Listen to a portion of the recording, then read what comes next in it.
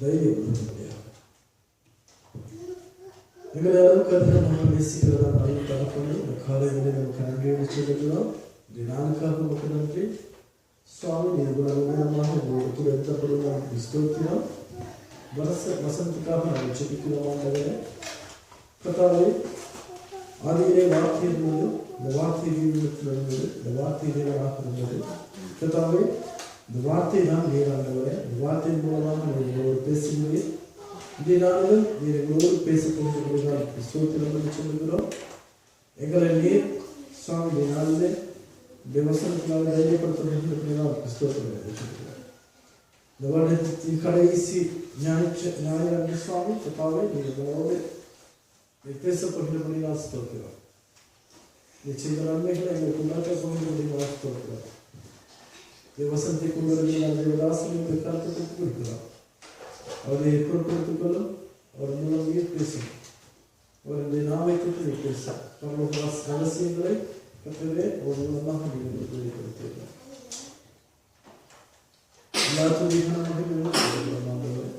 எனக்காக மறுத்திருந்த இயேசு கிறிஸ்துவின் நாமத்தினால் ஜெபம் நினைக்கிறோம் பிதாவே. ஆமென். நம்முடைய வசனத்தினால் அழைக்கப்பட்டது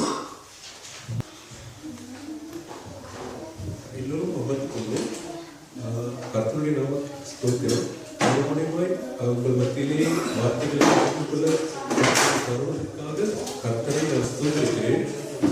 நாங்கள் இன்றைக்கு வாசிக்க கேட்ட சுவிசேஷ வாக்கியத்தின் படி நாங்கள் இன்றைக்கு சில காரியங்களை குறித்து சிந்திப்போம். அதில் நீங்கள் பார்த்தீர்களால் இயேசு கிறிஸ்து அவருடைய தாய் தகப்பனோடு கூட எருசலேம் தேவாலயத்திற்கு செல்கிறார் பஸ்கா பண்டிகைக்காக. ஆனால் அவர் செய்த ஒரு காரியம், அவருடைய தகப்பன் தாயை விட்டு அவர் அங்கே தரித்து விட்டார் அந்த இடத்துல. அதை குறித்து நாங்கள் சற்று சிந்திப்போம். அதே போல நாங்கள் பழைய பாட்டு இன்றைய தினத்துக்கு குறித்திருந்த பழைய பாட்டு வாசகத்தை எடுத்து பார்த்தோம்னா 1 சாமுவேல் 2ஆம் அதிகாரம் 18ஆம் வசனம், அதே போல 20-26 வசனங்கள். அந்த வசனங்களை வாசித்து பார்த்தோம்னால் அதிலே சாமுவேலை பற்றி கூறியிருக்கிறது. அதாவது நாங்கள் கேள்விப்பட்டிருக்கோம், குட்டி சாமுவேல் இந்த ஏலியிடத்திலே இருந்தார் என்று. அந்த குட்டி சாமுவேல் பற்றி அதில் கூறப்பட்டிருக்கிறது. அவர் ஒரு தெரிந்து கொள்ளப்பட்டவர், ஆசாரியத்துவத்திற்கென்று பிரித்தெடுக்கப்பட்டவர், அந்த ஆலயத்திலே இருந்தார். அதே போல இயேசு கிறிஸ்துவும் எப்படி ஒரு மனுஷர் ஒருவரிடத்து இங்கே வந்திருந்தாலும் அவருடைய உண்மையான நோக்கமானது மக்களை விடுவிப்பது. அதே போல எங்களுக்காக பலியாக அவர் மரிப்பதே நோக்கமாக இருந்தது. அதனால் அவர் மரியாளிடம் சொல்லியிருப்பார்கள், இயேசு பிறப்பதற்கு முன் இவரை குறித்து அவர்களுக்கு கூறியிருந்தார்கள். அதே போல யோவான் ஸ்நானகனும் கூட இப்படி வளர்க்கப்பட வேண்டும். அவருக்கு தாய்க்கு சில அறிவுரைகள் கூறப்பட்டிருந்தது. அதிலே மது அருந்த வேண்டாம் என்று தாய்க்கு கூட சொல்லப்பட்டிருந்தது.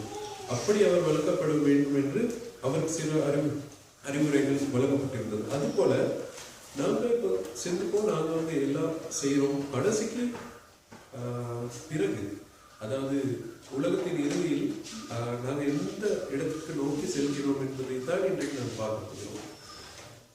அப்போ இயேசு கிறிஸ்து கர்த்தரால் இங்கே அனுப்பப்பட்டு, அவருடைய குமாரன் அனுப்பப்பட்டவர் அந்த எருசலேம் தேவாலயத்தில் அவர் தரித்திருந்து அந்த மக்களோடு பேசி கொண்டிருந்தார். அதாவது ஞானத்திலும் தேவ வளர்ச்சியிலும் வளர்ந்திருந்தார் என்று நாங்கள் பார்க்கிறோம். மறுபடியும் அதை வாசிக்கிறேன். அதிகாரம் லூக்கா 41ஆம் வசனம் முதல் 52ஆம் வசனம் வரை உள்ள இயேசுவானவர் ஞானத்திலும் வளர்ச்சியிலும் தேவ கிருபையிலும் மனுஷ தயவிலும் அதிகமாய் விருத்தி அடைந்தார். அதாவது அவர் என்ன மனிதனாக இருந்தார் என்று நாங்கள் பார்த்தோமானாலும் அவர் வந்த நோக்கத்தை அவர் கைவிடலை. அவர் ஒரு கேள்வி கேட்கிறார். 49ஆவது வசனத்துல அவர் பதில் சொல்றாரு. பெற்றோர்கள் ஏன் எங்களை விட்டுட்டு இப்படி எங்களை தேட வச்ச அப்படின்னு சொல்லி, அதாவது அவங்களோட பாஷையில் சொல்லணும்னா அப்படி கேட்குறாங்க. அதாவது தகப்பன் தாயா அவங்களோட கடமையை அவங்களோட பிள்ளைகளை கவனிக்க வேண்டும். அதனால அவங்க கேட்குறாங்க, ஏன் இப்படி செஞ்ச அப்படின்னு அப்படின்னு சொல்லி அவர் அதுக்கு பதிலாக சொன்ன விஷயம், அதுக்கு அவர், நீங்கள் ஏன் என்னை தேடினீர்கள், என் பிதாவுக்கு அடுத்தவைகளில் நான் இருக்க வேண்டியது என்று அறியீர்களா என்றார். இப்போ பாருங்க, அன்னைக்கு அவருக்கு எத்தனை வயசு இருந்தது? 12 வயசு. அவர் ரொம்ப ஞானமா அவர் பதில் சொல்லியிருக்கார். அதாவது கர்த்தருக்குள் அவர் இருந்திருக்கார் அப்படின்னு நாங்கள் பார்க்குறோம். இப்போ அதே போல நாங்களும் எந்த நாளும் ஆலயத்துக்கு வாரோம், கர்த்தரை துதிக்கிறோம், இப்படியே. ஆனால் எதுக்காக அப்படின்னு சொல்லி நாங்கள் ஆயத்தம் பண்றதை பற்றி யோசிப்போம் இன்றைக்கு. அப்போ நாங்கள் பார்த்தோம், இப்போ 365 நாளை குறித்து பிரதர் நினைவு காட்டினார். அப்போ நாங்கள் பார்த்தா பைபிளில் பயப்படாதீர்கள் 365 தடவை இருக்கிறதா நாங்கள் ஏற்கனவே பார்த்துருக்கோம். அது போலவே ஒவ்வொரு நாளும் எங்களோட கர்த்தர் இருக்கிறார், ஒவ்வொரு நாளும் அவர் தான் எங்களை நடத்துகிறார். இப்போ எத்தனையோ நாங்கள்லாம் அந்த பைக்கில் போகிறவங்க, இப்போ கடந்த வாரத்தில் கூட ஒரு பயங்கரமான ஒரு ஆக்சிடென்ட் ஆகிருந்துச்சு. கண்டி நகரத்தில் ஒரு தகப்பனும் ஒரு மகளும் பைக்கில் போய்கிட்டு இருந்திருக்காங்க.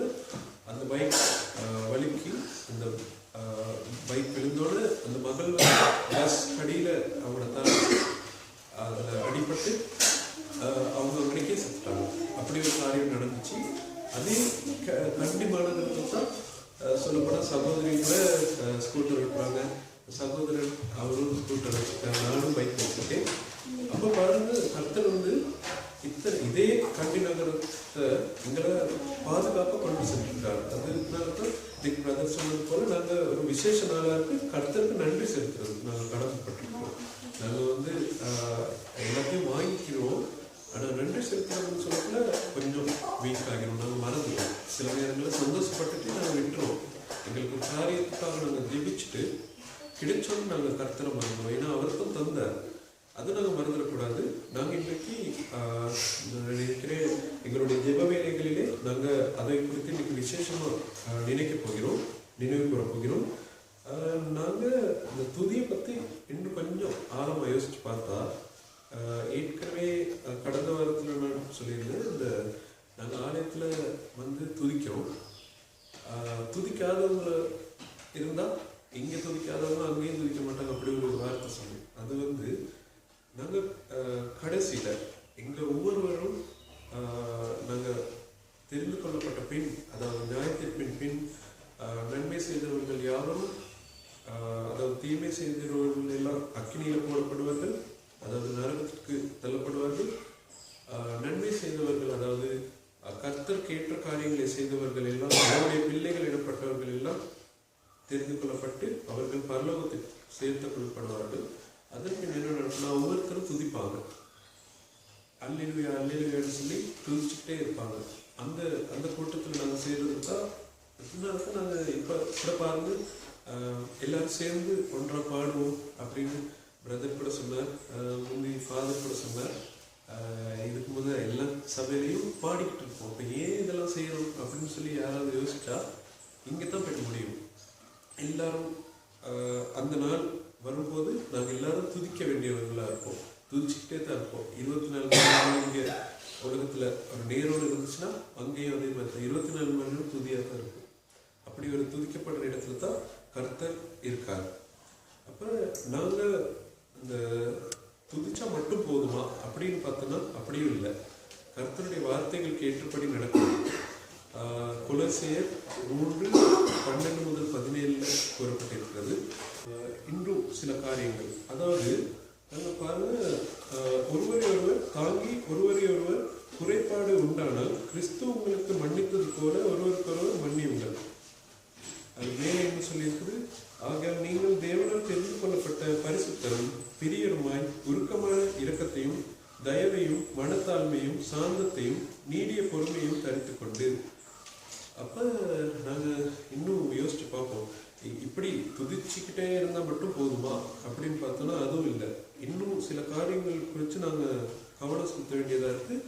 எங்களுடைய அடுத்து இருப்பவர் மீது நாங்கள் கவனம் செலுத்தணும். நாங்கள் இதற்கு முன்பு கேட்டப்போ நாங்கள் எல்லாரும் கிறிஸ்துவுக்குள் ஒரே சரீரமாக இருக்கோம். அப்போ ஒருவருக்கு குறை உண்டானாலும் நாங்கள் வந்து அவரை பிடிச்சி கேவலப்படுத்தாமல் அவருக்கு கிறிஸ்துக்குள் அவர் நாங்கள் சொல்லி கொடுக்கணும். நீங்கள் வந்து செய்கிறது பிற சகோதரனை அப்படின்னு சொல்லாமல் இந்த எப்படி செஞ்சுட்டா அப்படின்னு சொல்லி அந்த எல்லா அது சரிவராது. அப்போ கர்த்தருக்கு முன்பாக நாங்கள் எல்லாரும் விசேஷித்தவர்களாக இருக்கணும்.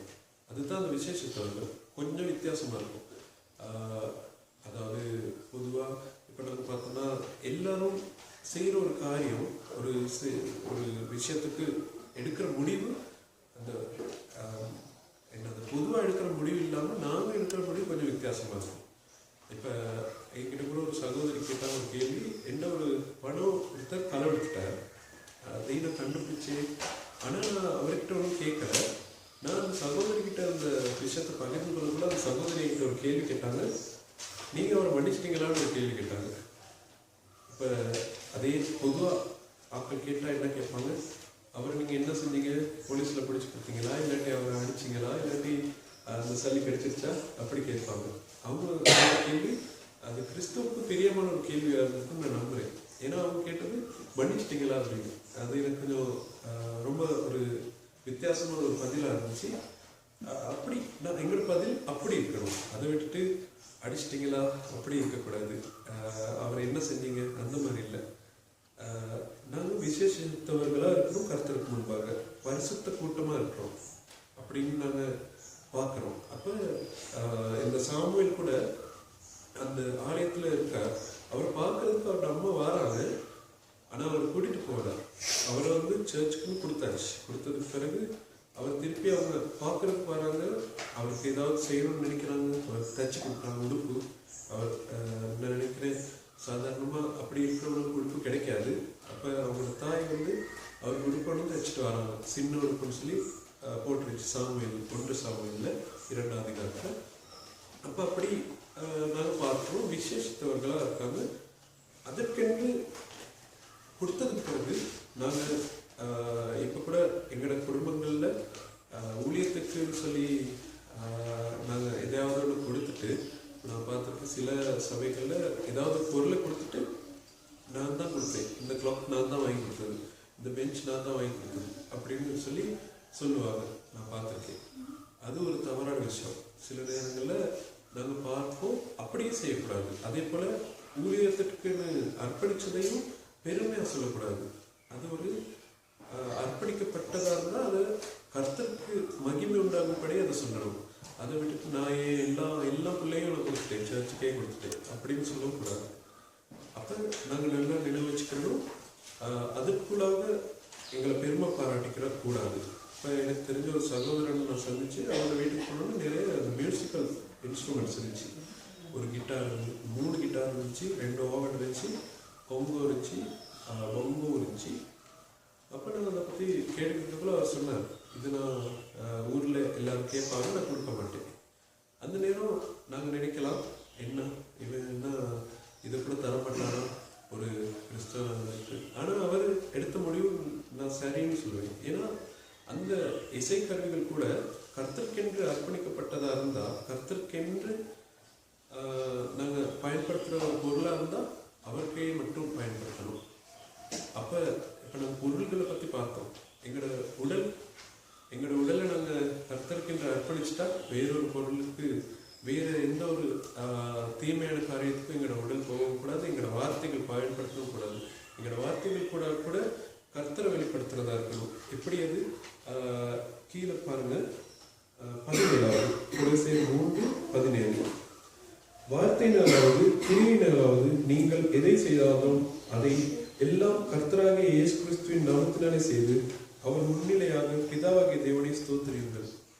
அப்போ வார்த்தையினாலாவது நாங்கள் பேசுகிற ஒரு வார்த்தையில் கூட இப்போ இந்த உதாரணத்துக்கு இந்த பிரதர் எடுத்தால் அவருடைய மனைவி அவங்களோட வீடை அந்த ஊரில் கேட்டோன்னு காட்டுவாங்கன்னு சொன்னாங்க. அது உண்மையாக நடந்துச்சோன்னா நான் அவங்களோட வீடை தேடி போகல டக்குன்னு சொன்னாங்க, ஏயா தன்னா மே மித்தமாக என்னோட மே ஹந்தி தேர்ந்து அப்படின்னு சொல்லி அனுப்புனாங்க.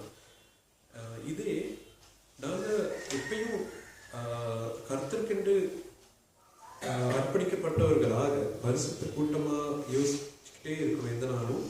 அப்போ நாங்கள் இந்த கர்த்தருடைய வசனங்கள் கூட ஒவ்வொரு நாளும் புதுப்பிக்கப்படணும். அப்போ இப்போ நான் சொன்ன உதாரணம் மாதிரி எங்களை யாராவது கேட்டால் ஐயோ அவரா அந்த மாதிரி வச்சிருக்க கூடாது. நாங்கள் அவங்களான்னு சொல்லி ஒரு ரெஸ்பெக்ட் ஒன்று வர வைக்கிற அளவுக்கு கர்த்தர் வந்து மகிமைப்படுத்துவார். நாங்கள் நடந்து கொண்ட விதத்தை வச்சு சமுதாயத்தில் நீங்கள் பார்த்துருப்பீங்க, அவங்கவுங்களுக்கு ஏற்ற அவங்கவுங்க எப்படி நடந்துக்கிறாங்களோ அதுக்கேற்ற இந்த மரியாதை தான் அவங்களுக்கு கிடைக்கும். என்னது விளையாட காரியங்கள் செஞ்சால் அவங்களுக்கு நல்லோன்னு பாராட்ட மாட்டாங்க யாரும். அப்போ நாங்கள் தெரிஞ்சுக்கிறோம், அப்போ உலக காரியங்களுக்கே அப்படின்னா கர்த்தர்க்கேற்ற பிள்ளைகளா நாங்கள் வளர்க்கப்படணும்னா அவருக்கேற்ற பிள்ளைகளா அவருடைய வார்த்தைகளுக்கு ஏற்றபடி நடக்கணும். இந்த ஒரு வார்த்தையை வச்சு நாங்கள் சிந்திச்சு கொள்ளலாம். இந்த 17வது வசனத்தில் உள்ள அதே போல கிறிஸ்துவின் வசனம் உங்களுக்குள் சகல ஞானத்தோடும் பரிபூர்ணமாக வாசமாயிருப்பதாக சங்கீதங்களினாலும் கீர்த்தனைகளினாலும் ஞான பாட்டுகளினாலும் ஒருவருக்கொருவர் போதித்து புத்தி சொல்லிக்கொண்டு உங்கள் இருதயத்திலே கர்த்தரை பக்தியுடன் பாடி. அப்ப இருதயத்துல பக்தியுடன் பாடினா அந்த எந்த நேரமும் நாங்கள் வேறு சில இடத்துல பாட்டெல்லாம் படிச்சுட்டு இருந்தோம்னா சில பிரச்சனை ஆகிடும். ஆனா இருதயத்துல பாடுறதுங்கிறது கொஞ்சம் வித்தியாசமானது. கர்த்தரை நாங்கள் எந்த நேரமும் துதிச்சுக்கிட்டே இருக்கணும், அதுதான் அவர் எதிர்பார்க்கிறாரு. அவர் நாங்கள் துதிக்க துதிக்க எங்களுக்கு ஒவ்வொரு காரியங்களும் தானா நிறைவேறும். அதாவது எல்லா நன்மைக்கு எதுவாக நடக்கும். இந்த வருஷத்துல உண்மையாக நான் என்னுடைய தனிப்பட்ட முறையில எத்தனையோ காரியங்களை கண்டேன். துதிக்க துதிக்க ஒவ்வொரு காரியங்களும் நல்ல அழகாக நடந்துட்டு வந்துச்சு. இந்த வருஷம் பூரா கர்த்தரை நான் ஸ்தோத்திரிக்கேன். அதாவது பகிர்ந்து கொள்ளக்கூடிய அளவுக்கு அது பெரிய லிஸ்ட், அது போயிட்டே இருக்கும். பிரதர்ஸ் அப்படின்னு நான் நம்புறேன். அப்போ கர்த்தருடைய காரியங்களில் ஈடுபடணும், அது ஒரு பக்கம். கர்த்தருக்காக நாங்கள் பரிசுத்த கூட்டமாக அழைக்கப்பட்டோம்னா அதுக்கேற்ற மாதிரி நாங்கள் எப்பயும் அப்படியே தான் இருக்கணும். இப்போ இயேசு வந்து நல்ல உதாரணம், எதுக்கு எடுத்தாலும் இயேசு தான் நல்ல உதாரணம் எங்களுக்கு எடுத்துக்கணும். இயேசு வந்து பாருங்க, அந்த எருசலேம் தேவாலயத்தில் இருக்காரு.